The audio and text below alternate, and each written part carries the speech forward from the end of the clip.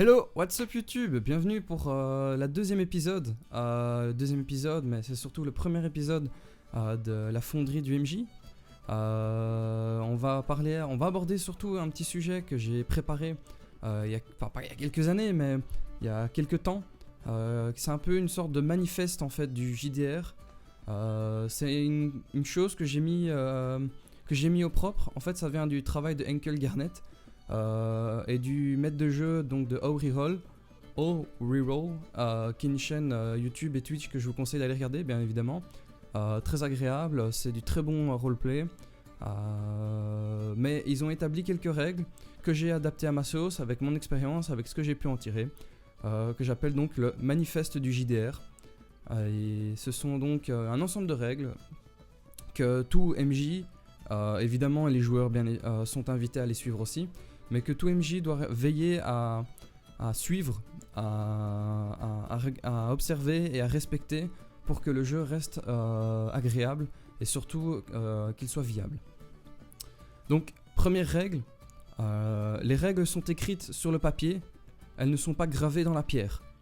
C'est-à-dire le nombre de fois où est-ce qu'on va observer des altercations sur le sens des règles, sur le sens d'une chose qui est écrite dans un livre, pensant que c'est immuable, on doit le garder, c'est comme ça, le jeu est établi comme ça.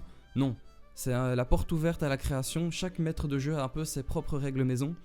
Il faut bien évidemment respecter ça, parce que c'est lui qui va essayer de récolter l'ensemble des personnalités et l'ensemble des joueurs sur la table pour tout simplement mettre un équilibre en fait, c'est vraiment ça. Donc les règles servent à établir un équilibre, elles ne sont pas des lois.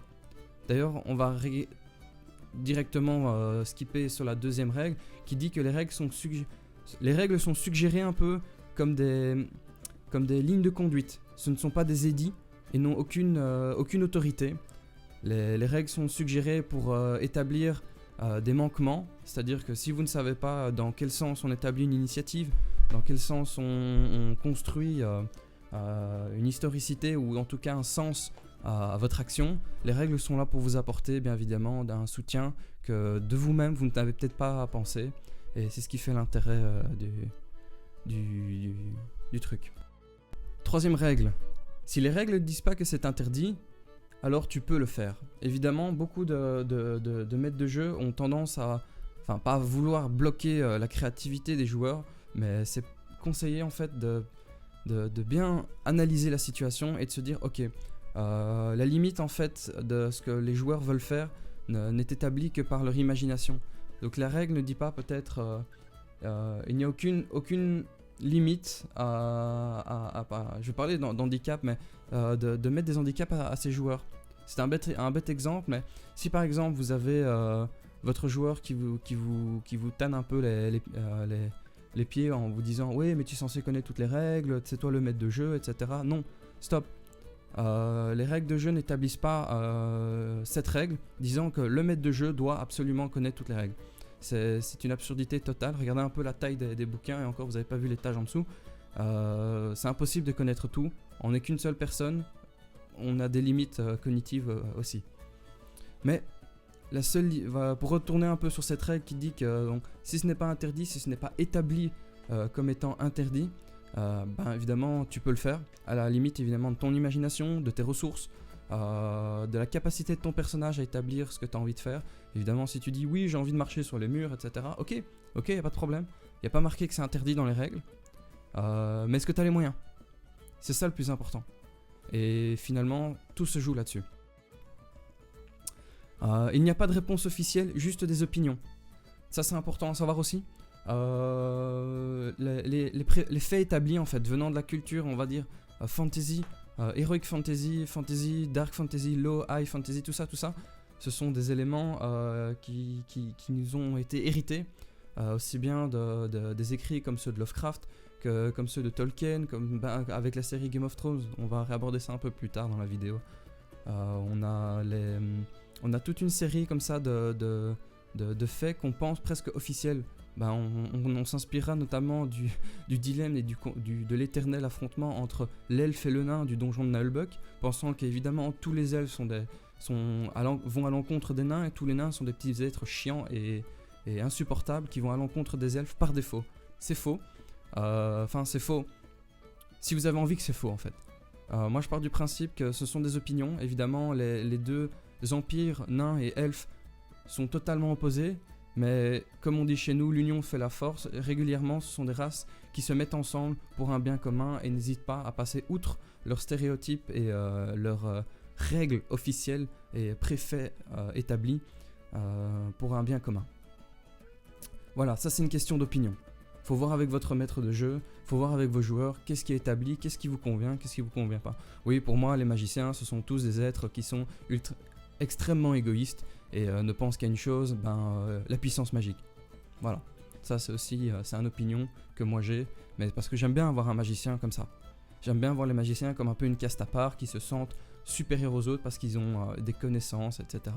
Ce qui est, on va pas dire humainement établi, mais qui est régulier dans l'espèce humaine.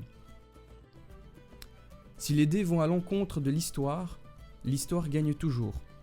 C'est important de savoir quelque chose, on met du temps à écrire un scénario, on met du temps à établir une campagne, et si les joueurs ont une tendance à un peu tout détruire, enfin, c'est pas volontaire, hein, loin de là, hein. C'est quelque chose qui est régulier. Les joueurs n'iront jamais dans le sens de ta campagne, ils n'iront jamais dans le sens établi, sauf si tu fais une histoire linéaire évidemment, en disant oui il faut aller là-bas, on fonce tout le monde là-bas, et les gars ils arrivent, ils arrivent devant l'entrée du donjon, et finalement ils n'ont pas eu vraiment le choix. On leur donne l'illusion du choix, mais ça c'est encore une autre histoire. Mais les dés ne doivent jamais détruire votre campagne. Évidemment il faut tourner les choses pour que, mais si vous établissez un personnage, par exemple un mauvais, les joueurs arrivent dans un... Voilà, on va donner un exemple, on va illustrer. Les joueurs arrivent dans un village, ils vont donc... première chose qu'ils vont faire, comme tout le monde, on va à la taverne, et tout le monde va à la taverne, on bourrine dans la porte, hein, on cherche s'il n'y a pas un vieux fossile qui file des quêtes légendaires, il n'y en a pas, ok c'est pas grave, on se pose, on se prend une pinte, on discute, machin, bon qu'est-ce qu'on fait, je sais pas, blablabla, puis tout d'un coup... Vous entendez du bruit à l'extérieur de la taverne et vous voyez des hommes en armure un peu comme ça avec des piquets, avec des hommes d'armes, etc. Et un type rentre avec des balafres, avec des coupures, etc. Et il semble avoir une belle armure, un peu vieille, un peu rouillée, mais c'est quand même une armure qui a de la prestance. Il voit les aventuriers et directement il va vers lui d'un ton impérieux. Qui êtes-vous, jeune aventurier? Vous n'avez aucune place ici. Voilà. Ça, c'est le capitaine de la garde, évidemment, il voit des gens arriver dans son village, reculer, ils n'ont pas l'habitude. Les aventuriers sont régulièrement vus comme des mercenaires en fait. L'homme du peuple voit l'aventurier un peu comme le mec qui vient grappiller ses thunes. Entre guillemets, hein, évidemment, on reste dans une certaine mesure. S'il s'agit de défendre un village, ils vont pas dire non plus. Mais le joueur fait principalement ça pour sa richesse, et c'est un mercenaire en fait. C'est pas pour un soldat de carrière comme le garde du village. Ce sont tout simplement des grade-sous en fait. Des grade-sous, ça se dit je crois. Donc voilà, oui, les joueurs n'apprécient pas vraiment le ton impérieux et le ton condescendant du garde de la ville, et décident donc de l'affronter. Mais vous, dans votre campagne, c'est quelqu'un qui va plus tard devenir l'allié des joueurs. Après avoir fait les premières aventures, après avoir nettoyé la mine, machin, etc., ils vont gagner la confiance. Mais vous n'avez pas envie de ternir tout ça en gâchant le potentiel amitié, en mettant vos joueurs sur la tronche du garde de la ville, de votre PNJ. Et le voleur dit ok, c'est pas grave, je sens qu'on peut pas gagner, hein, il a tous ses hommes derrière lui, il est en armure, il est en position de force, on va pas faire ça, je vais le stabber, je vais lui mettre un coup de dague dans la gorge, dans une ruelle pendant la nuit, etc. Ça vous arrange pas, vous n'avez pas envie qu'il meure, c'est votre PNJ principal, c'est le soutien qui va vous permettre à vous d'avancer dans votre campagne et à ce que vos joueurs aient le soutien nécessaire. Financiers, militaires, etc., des villageois, tout ça. C'est un point important. Ok, le joueur s'en fout quand même, il lance son dé, etc. N'hésitez pas à casser un peu, pas son jet de dé, ok, bravo, t'as réussi, même t'as fait un critique, waouh, bravo, tu disparais presque de l'existence, le mec ne te voit pas, mais toujours au dernier moment, le joueur doit se rendre compte qu'un autre élément extérieur, peut-être pas l'attention du garde, etc., mais au moment où est-ce qu'il veut le tuer, il se rend compte que le garde est appelé et il voit une troupe arriver derrière en disant « Oh, on a un souci, machin, etc. » C'est une façon de détourner l'attention du joueur et de lui faire comprendre que son jet de dés n'a pas d'influence sur le jeu, sans spécialement l'alerter. Ça, c'est important aussi. Règle suivante. Enfin, règle. Moi j'appelle ça des règles. Le minimax et le munchkinisme. Ce n'est pas le problème du jeu. Le problème ne vient pas du jeu, c'est le problème vient du joueur. Je reviendrai plus tard, mais le minimax et le munchkiniste sont deux types de joueurs qu'on abordera dans une autre section. Ce sont des joueurs qui posent problème. Ce sont des joueurs qui n'ont pas de considération pour le jeu en fait. Ils viennent, c'est eux l'important et c'est eux qui viennent faire le jeu. Alors que c'est pas vrai. Le jeu est préétabli, c'est un jeu de groupe. Qui dit jeu de groupe dit pas de personnalité unique. Ce sont des altercations entre différents membres d'une même compagnie qui vont établir le résultat final. Je n'avance pas plus sur la notion de minimax et de munchkinisme. Je reviens plutôt sur l'aspect de le problème ne vient pas du jeu. Ce n'est pas le jeu qui empêche le joueur d'être joueur, c'est le joueur qui s'empêche lui-même d'être joueur. C'est un peu bizarre comme concept, c'est un peu bizarre comme notion, mais le nombre de fois où j'ai vu des joueurs se tourner vers moi avec les yeux en disant « Ouais, mais tu m'empêches de jouer, c'est pas normal, et les règles m'empêchent de machin. » Non, c'est pas comme ça que ça marche. Me sortir l'excuse du « Oui, mais l'alignement de mon personnage, on va en parler dans une autre vidéo, l'alignement, c'est un gros souci, ou pas, dans le jeu. 7ème règle. Le MJ a la totalité des pouvoirs dans le jeu, mais ne les montrera jamais. Il ne les utilisera jamais pour changer une de ses règles. C'est-à-dire que le maître de jeu a évidemment l'entièreté et la totalité du pouvoir. Il peut créer le monde, il peut créer la compagnie ou tout simplement la détruire parce qu'il en a marre. Il a tous les pouvoirs, c'est lui qui a l'autorité suprême sur la table. C'est pour ça qu'on attend d'ailleurs du maître de jeu qui connaisse un minimum les règles, qui prépare sa campagne, qui prépare son aventure, son scénario, etc. Le maître de jeu, en plus d'avoir donc cette autorité,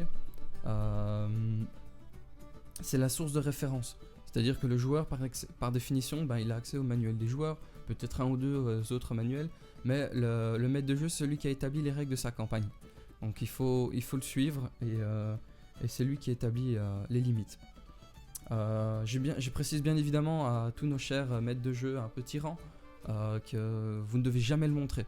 C'est-à-dire que les joueurs ce sont eux qui font vivre votre campagne. Si vous êtes le corps, eux c'est le centre nerveux. C'est-à-dire que sans votre centre nerveux, sans vos nerfs, sans le sang dans votre corps, vous ne vivez pas. Vous êtes un tas de chair, de tendons, d'os, etc. Mais vous ne vivez pas. Vous n'avez rien qui fonctionne. Le haut ne tourne pas avec le bas. Vous devez entretenir vos joueurs. Même si vous avez tous les pouvoirs, ce sont eux qui doivent s'amuser avec vous. Évidemment, amusez-vous, je le répéterai tout le temps, mais les maîtres de jeu doivent s'amuser avec. Ce qui nous amène à la 8ème règle. Le maître de jeu travaille toujours avec et jamais contre les joueurs. Très important. Une des règles les plus importantes, je trouve, dans le fait de jouer le rôle du MJ, c'est beaucoup de joueurs pensent que vous êtes à l'encontre d'eux. C'est pas vrai. Vous interprétez des personnages. Vous interprétez le grand méchant. Le grand méchant, il a envie de vivre. Il a envie que son plan réussisse. Il a pas envie d'attendre que des mecs viennent en armure là et lui tapent sur la gueule. C'est pas vrai. Le maître de jeu n'est pas contre les joueurs. Le maître de jeu veut faire vivre des PNJ, il veut faire vivre un monde, il veut faire vivre sa compagnie et il veut surtout amener un niveau de difficulté qui vont procurer de l'amusement auprès de ses joueurs. C'est ça le job. C'est pas de les casser. Moi j'aime bien rigoler en disant que je suis un tueur de personnages, mais c'est pas vrai en fait. Si mes personnages meurent, c'est globalement parce qu'ils ont fait des conneries, ils ont pas fait attention. Mais mes PNJ, c'est pas des bisounours.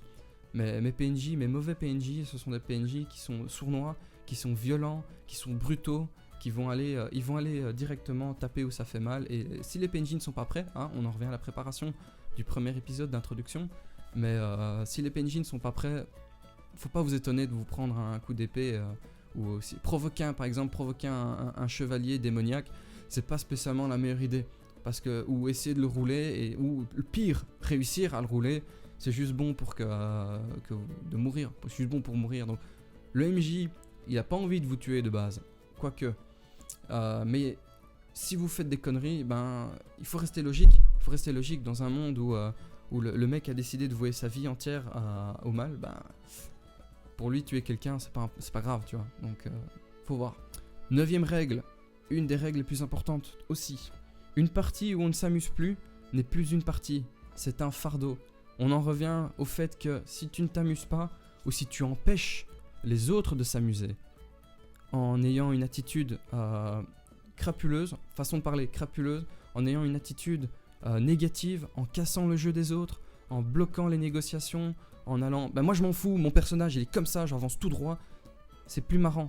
Toi tu t'amuses parce que t'as envie de casser, t'es un peu comme comme les enfants là, ils poquent tout le temps. Oui mais est-ce que je peux ? Et pourquoi ?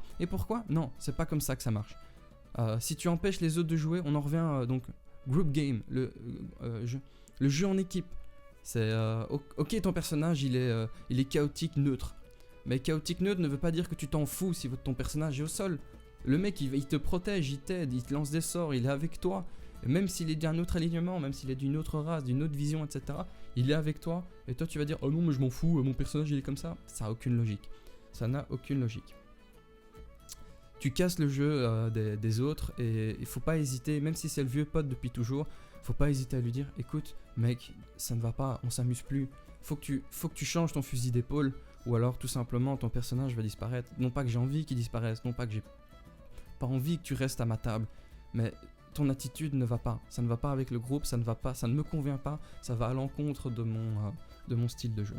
Et enfin, 10e règle et règle ultime, les livres contiennent toutes les réponses. Alors bien évidemment, je vous parle ici du principe que vous n'avez pas accès à tous les livres, c'est pour ça que je vous présente un maximum de règles, de travaux et de notes que j'ai pu établir. Mais globalement, les livres contiennent toutes les réponses. Si les livres ne contiennent pas la réponse à ce que vous cherchez, inventez-la. Inventez-la, discutez avec vos joueurs. Il y a plein de règles. Vous voyez, honnêtement, je crois que je dois avoir facilement une septantaine de livres. Oui, 70 pour les Français, je suis belge, désolé. Je dois avoir franchement une 60aine de livres et j'ai pas accès à tout. Il y a plein de questions qu'on me pose, je me dis « Ah, désolé, j'avais pas réfléchi à ça. Si tu veux, dans 10 minutes, on en discute et on établit une règle, on établit quelque chose qui, entre toi et moi, on pourra garder à jour. » Les livres contiennent toutes les réponses. De manière philosophique, c'est un peu une façon de te dire que si tu ne connais pas la réponse à quelque chose, lis un livre, lis 2 livres, lis 3 livres, lis 50 livres. Ne te base pas que sur une seule point de vue. En fait, c'est très large comme règle. Hein. Mais cherche les réponses. Par toi-même, ou via ton maître de jeu, ou via tes joueurs, ou via des forums, etc. Ne reste pas limité sur ta connaissance. Va toujours de l'avant. En tant que maître de jeu, c'est la base. Tu ne pourras pas te limiter de un livre. Le manuel du maître, c'est pas assez. Le manuel des joueurs, c'est pas assez. Il te faudra la recherche du guide de campagne, etc. Beaucoup de sites te permettent d'avoir accès à des informations, notamment Pathfinder Society. Ça te permet d'avoir des informations alors que tu n'as pas spécialement les livres. Ça va ? Allez, on aborde le deuxième sujet dans quelques instants. Yo, et voilà, on est de retour pour la deuxième partie. Deuxième concept que je veux partager avec vous et surtout qui m'a donné l'envie en fait d'être maître de jeu. Qui j'espère vous donnera aussi l'envie d'être maître de jeu parce qu'au final c'est ce qu'on veut chercher, ce qu'on veut atteindre chez les autres joueurs. C'est ce qui s'appelle casser le 5e mur. Alors, qu'est-ce que c'est que la théorie des murs ? Donc en fait, le 4e mur, c'est une notion de théâtre en fait. On dit casser le 4e mur à partir du moment où, quand vous êtes au théâtre, il y a un mur imaginaire donc, entre le public et la scène. Il ne s'agit pas seulement de s'adresser à un public via le jeu de théâtre et certains comédiens, notamment sur les œuvres de Diderot, les comédiens s'adressent directement au théâtre et ils cassent le 4e mur. Il s'agit de s'arranger pour que le public ait l'impression de faire partie de l'événement et de ne pas être simple spectateur. Pour information, ils font pareil au cinéma. On appelle ça faire une technique de métafiction, je pense. Je ne m'en souviens pas particulièrement, mais je crois que c'est comme ça que ça s'appelle. Alors qu'est-ce que c'est que le cinquième mur ? C'est donner l'impression au public que ce sont eux l'événement en fait. On ne passe pas du stade passif, on passe du stade actif, mais en immersion. Quelqu'un de très intelligent a dit que le jeu de rôle en fait, c'est le seul média où l'auteur et le public sont la même personne. Le but ultime, comme je viens de dire, est l'immersion. Le GN, le JDR sur table, etc. Le but est l'immersion. Se sentir absorbé dans l'instant présent, pas juste raconter l'histoire d'un héros, d'un personnage, c'est devenir ce héros, c'est suivre sa voie n'est pas suffisant. Il faut la tracer. Briser la limite donc entre les joueurs et le personnage, sentir son cœur battre à 400%, sa peau s'électriser, ressentir l'instant qui vous envahit, c'est vraiment passer du stade. On n'est pas juste une feuille de personnage, on est un héros. Et même si finalement on n'est pas super touché émotionnellement ou sentimentalement, ne pas mettre de distance en fait entre le jeu purement cognitif, intellectuel et le ressenti du héros dans le donjon. Enfin, je dis le donjon, mais dans l'aventure, bien évidemment. Donc, cet instant qui vous envahit, donc c'est celui où votre dé, en fait, il vient d'être lancé. Que la réussite, l'échec, la vie, la mort, le sort du monde entier, en fait, dépendra du résultat que ce bref moment, en fait, où votre dé, cette petite chose flottant entre votre main et la table, affichera un résultat. Cet instant, c'est l'instant figé, un peu dans les terres, où toute la table retient son souffle, vous regarde braver un ennemi encore et encore, le plus dangereux probablement. Vos camarades sont donc tous au sol, vaincus. C'est peut-être la dernière action que votre compagnie vivra. Tout se jouera sur cet instant-là. Cet instant de stress figé, donc comme dans l'éther, comme je viens de le dire, s'achève. Et là, c'est un soulagement. Le dé est tiré, c'est une réussite ou c'est un échec. Toute mon écriture, toutes mes tentatives, toutes mes aventures, tous mes scénarios, toute mon expérience en fait, n'ont été que des tentatives. Je me répète, je sais, mais n'ont été que des tentatives pour atteindre cet instant. Cet instant plus vrai, plus vibrant que n'importe quel film, n'importe quel livre, n'importe quelle méthode. On touche une particularité propre au jeu de rôle. On va dans la personne, on va dire que je suis un gros dégueulasse, mais on va toucher une corde à l'intérieur de chacun d'entre nous. Une corde, je vais pas dire que tous les enfants ont façon de parler, mais ça nous fait vibrer, c'est une histoire, on nous raconte, on est là, ah ouais c'est génial, et c'est pas juste une histoire qu'on nous raconte passivement, c'est une histoire où on peut agir, on peut changer les choses, on a le pouvoir entre nos mains, malgré le fait que les 80% du monde soit entre les mains du MJ, mais il reste quand même 20% significative, 20% vital, entre guillemets. Sans ça, le MJ peut avoir un monde complet, mais sans ces 20% là où c'est vous, et c'est vous seul qui agissez, rien ne tourne en fait, rien ne tourne sans ça. Vous devez agir, et c'est cet instant-là, c'est cette méthode-là, c'est cette corde-là qu'on essaye, nous, MJ, de toucher chez le joueur. Il faut savoir donc, à cet instant, en fait, nous ne sommes plus seulement ce que nous faisons semblant d'être, nous sommes clairement ce que nous faisons semblant d'être. C'est-à-dire que la limite entre le personnage et le joueur, la personnalité, etc. ne font qu'un. On vit nos réussites, on vit nos incertitudes, on vit nos espoirs, nos désespoirs. Ce sont ceux du personnage, et nous avons brisé le cinquième mur. C'est vraiment l'aspect où on dépasse. Je sais, je me répète, mais c'est quelque chose qui est très difficile à mettre des mots dessus, puisque c'est une émotion. Mettre des mots sur une émotion, c'est pas juste difficile, c'est presque impossible. Il faut toucher le joueur, il faut l'intéresser, il faut l'appâter, il faut le faire venir, entre guillemets. Je suis désolé, ça de nouveau un traité de dégueulasse, mais il faut prendre vraiment faut prendre le joueur par les sentiments en fait. Je sais que c'est pas souvent facile, mais quantifier, décrire et rendre carré rendre carré, non c'est pas bon.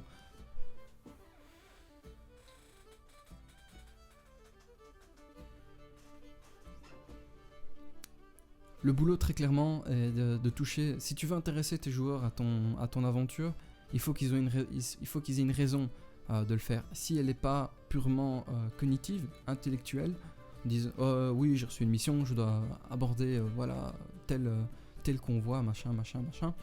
Le joueur ne se sentira pas spécialement investi parce qu'il n'y a pas cet élément, ce qu'on appelle le cœur. Enfin, je dis le cœur, mais c'est vraiment le centre émotionnel qui est joué dedans. Des fois, ce sera impossible. Certains joueurs n'ont pas ça. On peut pas les forcer. Certains joueurs se mettront à l'arrière et observeront juste le jeu en jouant 2-3 jets de dés, etc. Faut pas te demander si tu as réussi ou pas à les toucher. C'est que eux ne sont pas ouverts à cette sensibilité-là. Mais quand même, si tu as dans ta compagnie, je dis bien si tu as dans ta compagnie des gens qui peuvent qui peuvent recevoir cette corde vibrante, ben vas-y fonce, et il faut que tu continues à maintenir ces joueurs-là parce que c'est eux qui vont tirer la compagnie. Donc voilà, c'était la notion un peu étrange, la notion très étrange du cinquième mur. Je voulais quand même l'aborder, même je l'ai mis dans mes notes, j'en parle pas souvent, mais je trouvais ça important de vous l'expliquer. Je sais pas si je me suis fait comprendre, mais c'est ce qui explique pourquoi on le fait en fait. C'est le jeu de rôle, c'est quelque chose de vivant. C'est les interactions au quotidien. Pourquoi est-ce qu'on veut faire des choses qu'on n'a pas spécialement envie de faire? Parce qu'on sait qu'on aura des interactions et que ça nous confortera dans l'idée d'être vivant. J'espère que la chaîne vous plaît toujours autant. N'hésitez pas à commenter, critiquer positivement ou négativement, mais de manière constructive cette vidéo. C'est un peu fait dans la douleur parce que j'ai perdu une grosse partie de mon montage. Là c'est un deuxième montage et une troisième prise, donc c'est un peu difficile de parler encore et encore d'un sujet qui est aussi tangent. J'espère que vous allez me soutenir pour la suite et continuez. See you.